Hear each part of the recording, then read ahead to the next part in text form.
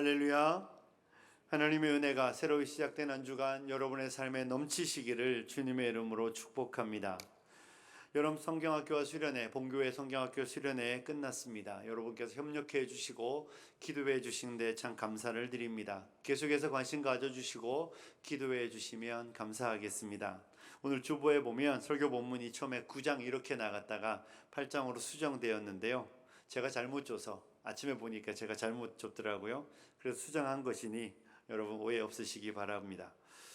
사랑하는 성도 여러분, 우리가 읽은 본문 말씀은 딱 4절 말씀입니다. 예수님과 제자들이 풍랑이 있는, 광풍이 있는 바다 가운데에서 겪었던 말씀으로 우리가 함께 은혜를 받기를 원합니다. 오늘 23절에 보면 행선할 때 예수께서 잠이 드셨더니 이렇게 말하고 있습니다.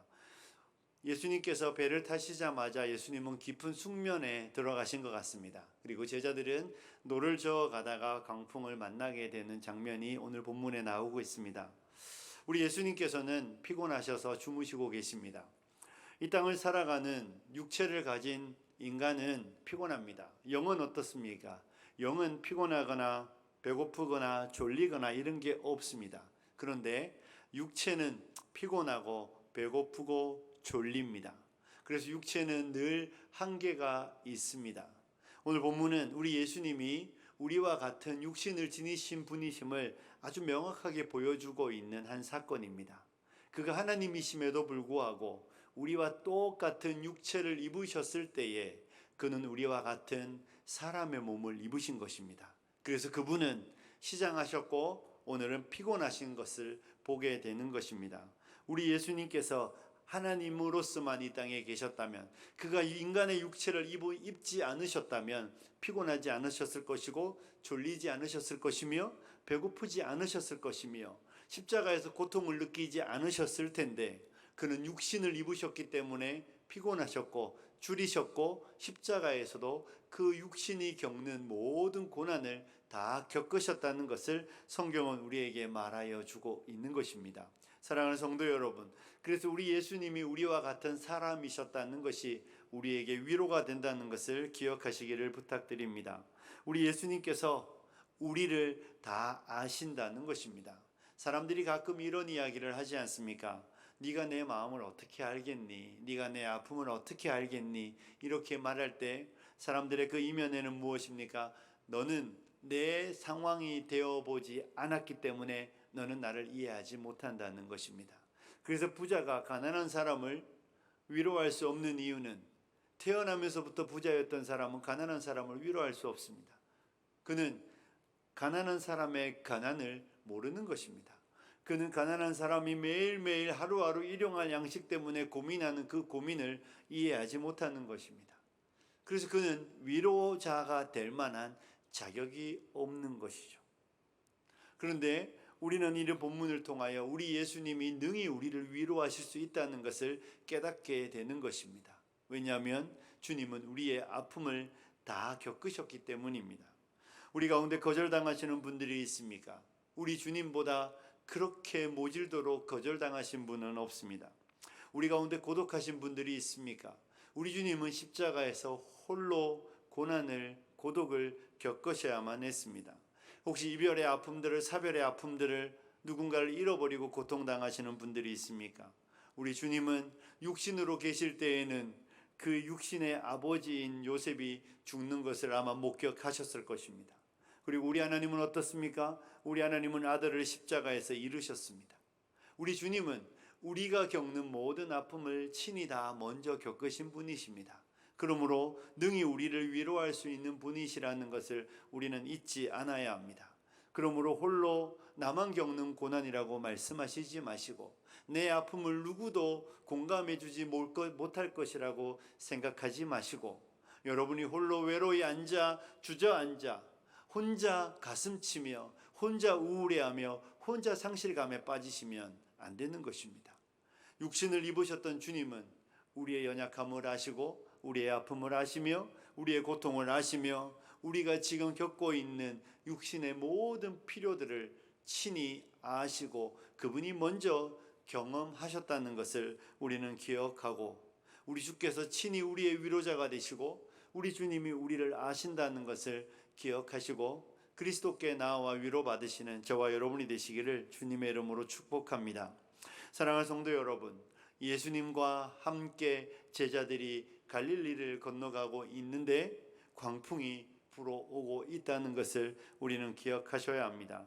예수님과 함께 있는 배에도 고난과 광풍이 불어온다는 것을 우리는 본문을 통해 보게 되는 것입니다. 가끔 이런 이야기를 하시는 분들이 있지 않습니까? 예수를 믿으면 고난도 없고 인생은 행복하다 이렇게 말하고, 예수를 믿으면 인생의 모든 문제가 해결되고, 예수를 믿으면 아무런 어려움이 없을 것처럼 이해하고 그렇게 복음을 전하시는 분들이 있는데, 여러분, 그렇게 복음을 전하면 안 됩니다. 그건 거짓말입니다. 예수를 믿는 인생에 어려움이 없다고 성경은 절대로 말하지 않는다는 것입니다.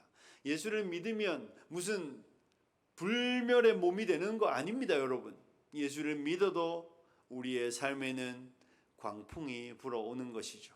예수님과 함께 있는 배에도 광풍이 불어오는 것을 통하여 성경은 우리에게 분명히 말하고 있는 것입니다. 예수를 믿는 인생에도 고난이 온다는 것입니다. 예수를 믿고 나면 고난이 안 오는 거 아닙니다. 여러분, 혹시 억수 같은 비가 쏟아지는데 예수 믿는 사람들의 집에는 맑은 하늘인 거 본 적 있습니까? 아니에요. 이렇게 무더운 날씨에 하나님이 예수 믿는 사람들의 집에는 구름으로 싹 덮어서, 우리 옆집은 막 찜통 더위인데 우리 집은 시원하고 그런 거 없습니다. 세상 사람들이 겪는 모든 고난이 저와 여러분에게도 찾아옵니다. 우리와 함께, 그들과 함께 우리도 같은 고난을 당합니다. 도리어 그들이 당하는 고난에 더하여 우리는 믿음의 고난도 겪게 된다는 거 여러분 기억하셔야 합니다. 그래서 예수를 믿으면 어려움이 없습니다. 예수를 믿으면 문제가 없습니다. 예수를 믿으면, 그렇게 사람들에게 복음 전하시면 안 됩니다.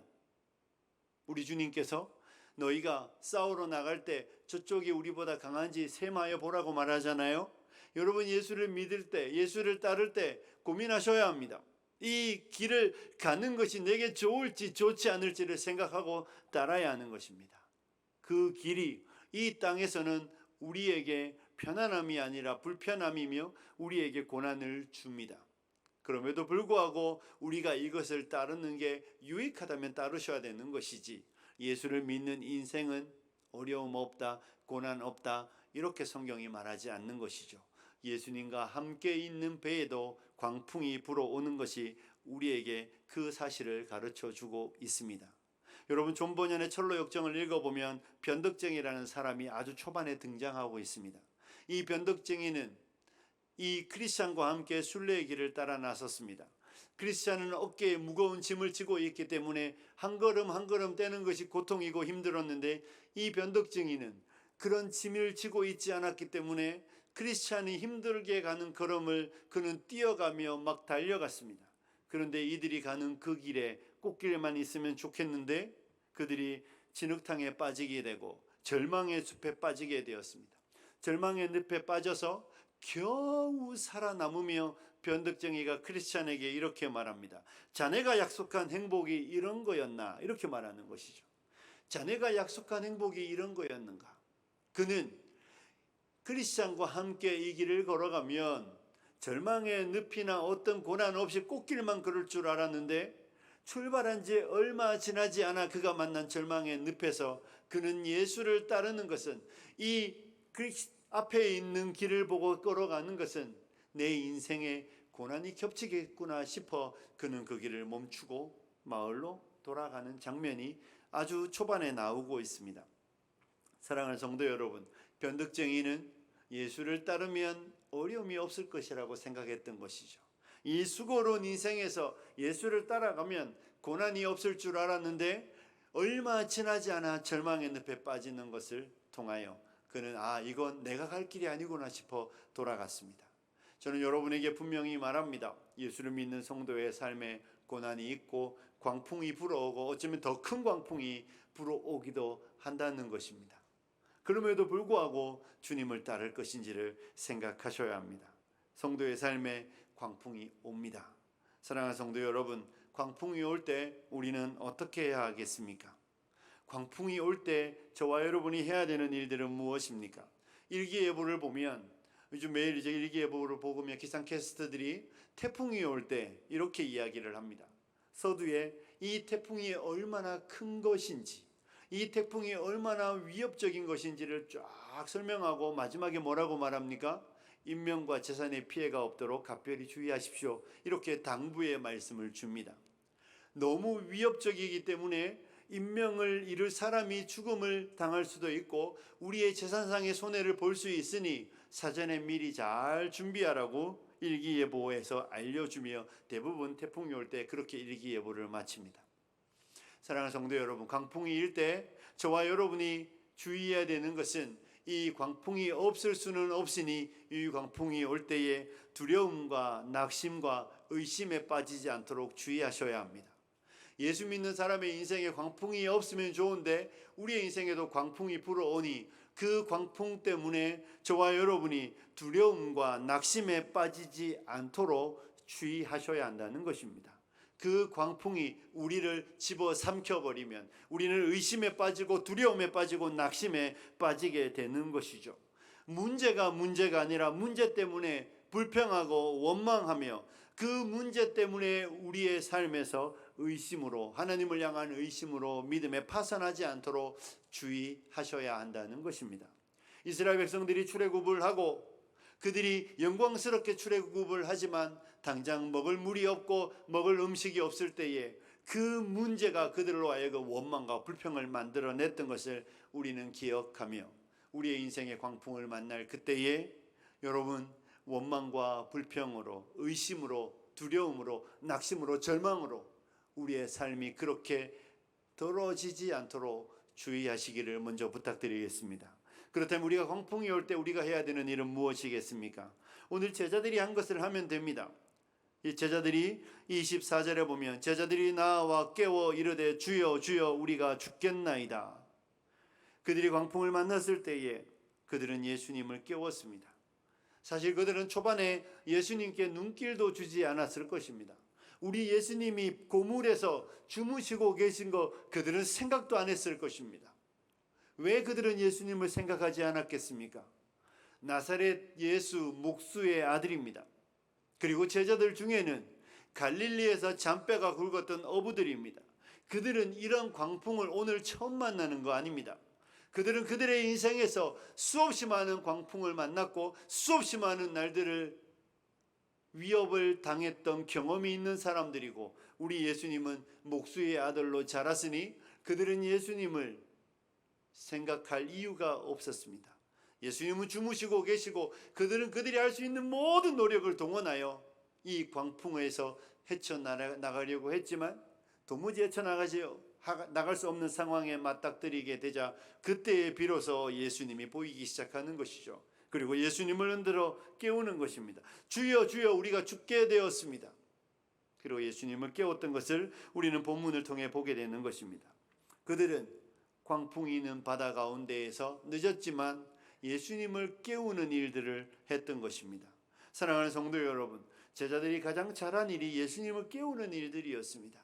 그들이 그 광풍 가운데에 그들이 죽음의 순간을 맞이하게 되었을 때에 예수를 깨워 예수님으로 하여 이 문제가 예수님의 문제가 되도록 예수님을 깨웠던 것, 이것이 제자들이 했던 가장 탁월한 행동이라는 것을 우리는 성경을 통해 보게 되는 것입니다. 사랑하는 성도 여러분, 인생의 광풍이 여러분에게 불어올 때에 여러분이 해야 되는 일은 예수님을 깨우는 일이라는 것을 본문은 우리에게 가르쳐주고 있는 것입니다. 여러분이 인생에 고난이 오고 시련이 오고 역경이 오고 환난이 올 때에 여러분에게 성경이 우리를 향하여 주고 있는 지혜는 예수님을 깨우며 하나님을 찾으라는 것입니다. 저와 여러분은 하나님을 찾는, 예수님을 깨우는 지혜로운 성도들입니까? 아니면 내가 내 생각과 내 지혜와 내 능력을 의지하여 이 광풍을 헤쳐나가겠다고 발버둥치는 제자들입니까? 저는 저와 여러분이 지혜로운 자가 되어 우리의 인생의 광풍을 만날 때 그리스도를 깨우는 지혜로운 성도님들이 되시기를 주님의 이름으로 축복합니다. 사랑하는 성도 여러분, 우리 예수님이 깨어나서 무엇을 하고 있습니까? 예수님은 제자들처럼 무엇인가를 열심히 애써서 하시지 않으셨습니다.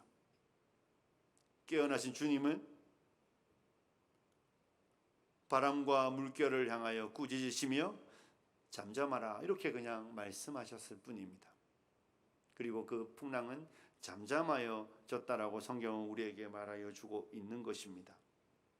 우리 예수님은 우리의 인생 속에 제자들에게 그 풍랑은 엄청난 것이었지만 예수님에게 이 광풍은 아무것도 아닌 것입니다. 우리 주님에게 이 일은 문제가 되지 않는 것입니다. 문제는 실력이 없는 사람에게만 문제입니다. 문제는 능력이 없는 사람에게만 문제입니다.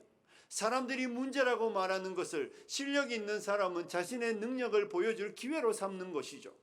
사람들이 어려운 문제를 풀고 학생들이 어려운 수학 문제를 풀 때 막 쩔쩔매고 힘들어할 때 실력 있는 학생에게는 자신의 실력을 보여줄 수 있는 시간이 오는 것입니다. 그리고 그 문제는 그가 그들과 다르다는 것을 보여주는 아주 좋은 기회가 되는 것이죠. 우리 주님은 이 광풍 앞에 두려워 떨거나 생명의 위협을 느끼며 주님은 두려워하지 않으셨습니다. 그저 바람을 향하여 물결을 향하여 잠잠하라 명령하셨을 뿐입니다. 큰 소리 치지 않으셨을 것입니다. 그저 아주 일상적으로 하는 목소리로 잠잠하라. 한마디에 바람은 그치고 바람이 그치니 물결도 잠잠해졌던 것을 성경은 우리에게 말하여 주고 있는 것입니다. 사랑하는 성도 여러분, 오늘 본문은 우리에게 분명히 말하여 주고 있는 것입니다. 우리 예수님이 원수보다 강하고 문제보다 크시다는 것입니다. 우리는 자꾸만 우리 예수님을, 우리 하나님의 능력을 제한하는 아주 나쁜 습성이 우리 안에 있습니다. 죄인들은 언제나 교만하기 때문에 선악과를 따먹을 때에도 내가 하나님처럼 되고 싶어 했던 죄인들이기 때문에 죄인들은 언제나 자기가 말은 하지 않지만 자기가 최고라고 생각하는 경향이 있습니다. 자기가 아주 똑똑하다고 생각하는 경향이 있습니다. 내가 모르면 너도 모르고 내가 못하면 너도 못하고 내가 안 되면 너도 안 된다고 생각하는 경향들이 있습니다. 하지만 우리 주님은 강하시고 우리 주님은 전능하신 분이시라는 것을 성경은 우리에게 분명히 보여주고 있는 것이죠. 우리 주님은 우리보다 강하고 원수보다 강하고 우리 주님은 문제보다 크신 분이시라는 것을 믿으시기를 주님의 이름으로 축복합니다. 사랑하는 성도 여러분, 우리 하나님은 그 백성을 돌보실 때에 절대 실패하지 않습니다. 좋은 부모는 실패하지 않는 것이 아니라 실패를 덜하는 부모입니다. 세상에 어느 사람도 완벽한 사람은 없습니다. 우리가 야구를 하면 스포츠에서 좋은 타자는 10개 중에 3개를 치면 좋은 타자입니다. 3할이면 괜찮습니다. 그런데 우리 주님은 단 한 번의 실패도 용납하지 않으시는 분이십니다. 우리 주님이 그 백성을 돌보실 때에 주님은 한 번도 실패하지 않으십니다. 주님이 한 번 실패한다면 주님은 전능한 분이 아닙니다. 주님이 한 번 실패한다면 우리는 두려워해야 합니다. 왜 두려워해야 하겠습니까? 100번 잘하고 한 번 실패하는데 그 한 번이 나에게 일어난다면 주님의 100번은 나와 아무 의미가 없는 것입니다.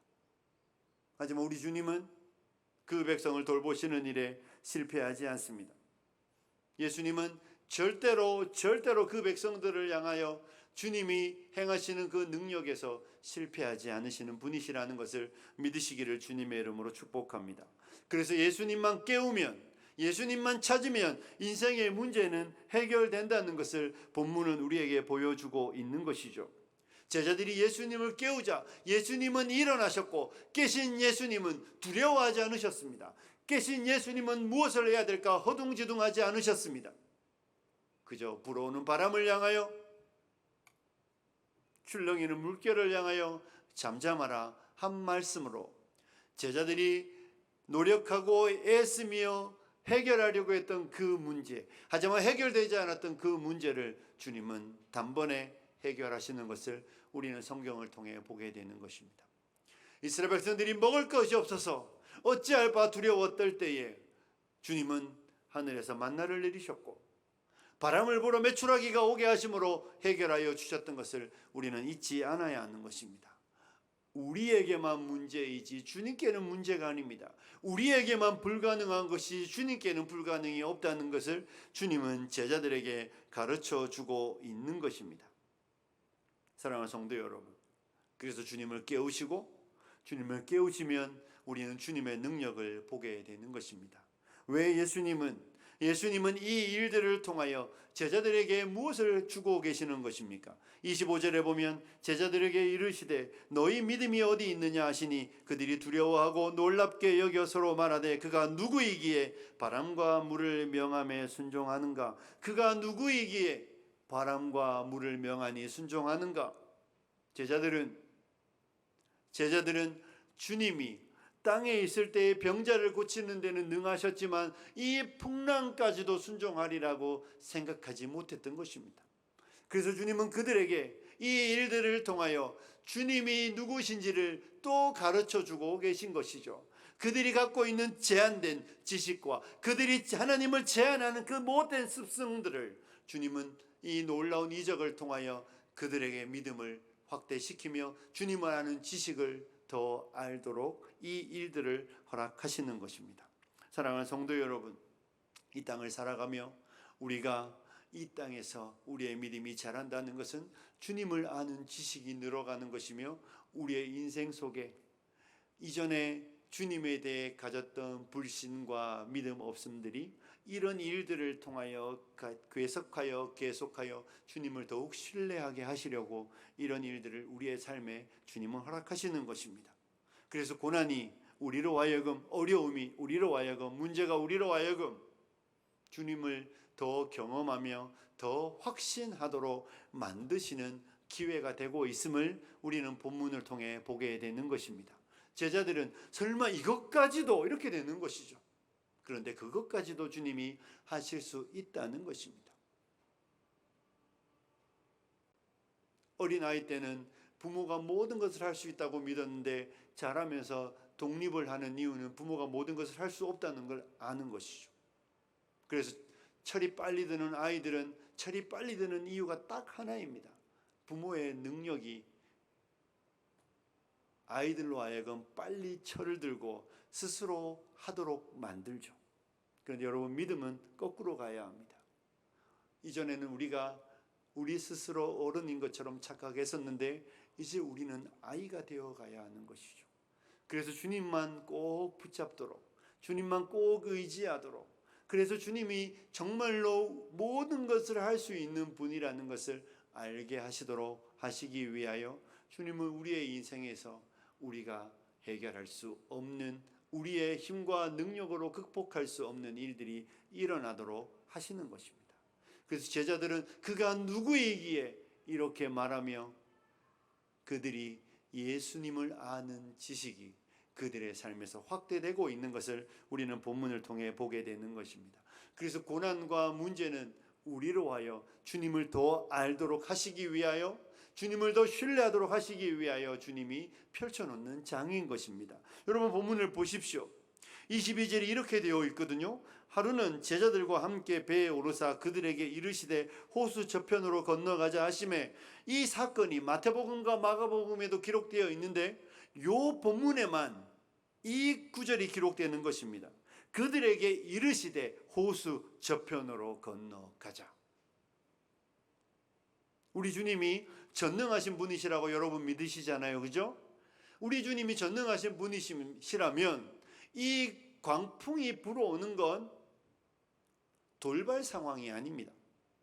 주님이 그냥 모르고 건너가다가 갑자기 광풍이 부니까 제자들은 당황하고 주님이 일어나 그 광풍을 잠잠케 하시는 게 아니라 육신의 몸을 입으시신 주님은 우리와 같이 배고프고 줄이시고 우리와 같이 피곤하시지만 여전히 그는 하나님이셨습니다. 하나님이 하나님 되는 조건은 전지전능하셔야 합니다. 모든 것을 아셔야 합니다. 일어나는 문제를 해결하고 일어나는 돌발 상황이 생겼을 때 이런 문제가 생겼니? 그 문제를 해결해 주시는 분이 아니라 문제가 일어날 것도 아시고 그 문제가 해결하시는 능력도 가지셔야 하나님이십니다. 오늘 이 본문에서 호수 건너편으로 가자고 주님이 말씀하셨을 때에 우리 주님은 이미 이 일들을 생각하셨다고 우리는 믿어야 합니다. 우연히 일어나는 일이 아닙니다. 돌발적으로 일어났고 돌발적으로 일어난 그 문제를 잡고 해결하는 것이 아니라 우리 주님께서 광풍이 불어올 걸 아시면서, 기상캐스터들도 다 예보해 주잖아요. 우리 주님께서 광풍이 불어올 걸 아시면서 제자들을 끌고 어디로 가시는 것입니까? 갈릴리 한가운데로 들어가시는 것입니다. 그리고 그곳에서 주님은 제자들에게 그들의 평생에 경험해 보지 못한 그 엄청난 바람과 물결을 맞이하도록 그들을 그곳에 세우고 있는 것입니다. 우연이 아닙니다. 사고가 아닙니다. 돌발적으로 발생하는 일들이 아닙니다. 당사자에게는 돌발적으로 불어오는 돌풍일지 모르지만 만물을 주관하시는 하나님은, 모든 것을 아시는 하나님에게는 이 일들을 통하여 이루고 싶어하는 하나님의 선한 뜻과 계획 가운데에 제자들을 광풍 가운데 끌고 가고 있다는 것을 우리는 기억해야 하는 것입니다. 우리 주님께서 의도를 가지시고 제자들을 갈릴리 한가운데 세우셔서 우리 주님이 병자만 고칠 수 있는 분이 아니라 이 광풍도 이 물결도 주님 앞에 순종케 하시는, 모든 자연도 다스리시는 하나님의 아들 되심을 보여주시고 있는 주님의 계획된 사건입니다. 사랑하는 성도 여러분, 저와 여러분이 인생을 살아갈 때, 우리의 인생의 광풍을 만날 때, 우리의 인생의 문제를 경험할 때 우리 주님의 선한 계획 속에 일어나는 일이라는 것을 우리는 기억하셔야 합니다. 우리가 주님의 모든 뜻을 다 알 수는 없지만 저와 여러분의 인생이 마치 한순간은 주님의 계획에서 벗어나서 무슨 일이 빵 하고 터지는 것이 아니라 그 모든 순간이 우리 하나님의 선한 뜻 안에 일어나고 있다는 것을 믿으시기를 주님의 이름으로 축복합니다. 주께서 욥의 고난은, 욥에게는 의도하지 않았고 계획하지 않은 놀라운 엄청난 그에게 고난의 사건이지만 욥기를 읽어보면 하나님이 허용하시고 하나님이 허락하시기 때문에 일어나는 사건이라는 것을 알게 되는 것이죠. 그리고 그 사건이 계속해서 흘러가면, 욥기 마지막에 가면 욥이 부자가 되었다는데 그 방점을 찍는 것이 아니라 욥이 하나님을 알게 되었다는데 욥기의 의도가 있다는 것을 우리는 발견하게 됩니다. 욥으로 하여 하나님을 알도록, 욥으로 하여 하나님이 어떤 분이신지 깨달아 알도록 하시기 위하여 하나님은 욥에게 그 고난을 허락하셨습니다.